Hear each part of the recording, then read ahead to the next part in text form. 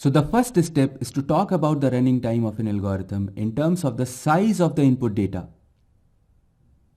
But even this doesn't quite work, because the same algorithm running on the same machine over the same set of input data will not really take exactly the same time in two different runs.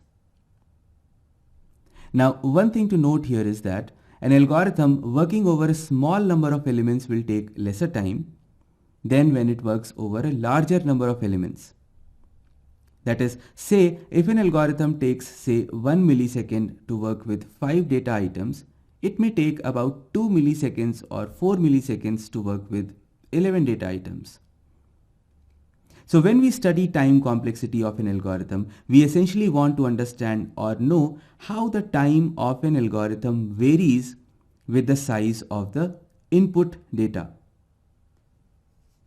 That is, we would like to know what is called as the order of growth of an algorithm with the size of input data. Now, what does it mean? Let's say there are two algorithms to do something useful, say sorting data. And both the algorithms take 10 milliseconds to sort 100 items, alright? And then we would like to know how does the running time varies with some other input sizes. And then we are talking about the growth of time or the order of time.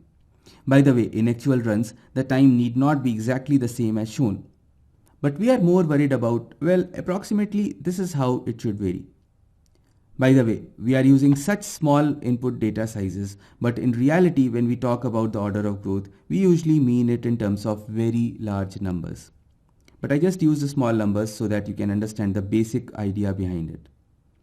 So in the data shown here, algorithm 1 can be said to have a linear growth of time, while algorithm 2 can be said to have a quadratic growth of time.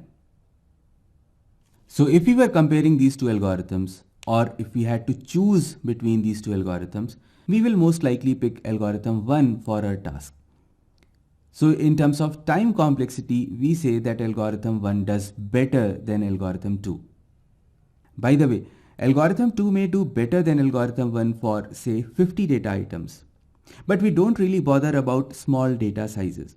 We talk about the order of growth for large enough data sizes, which is also called asymptotic analysis. We'll talk about that. Just try to understand it step by step.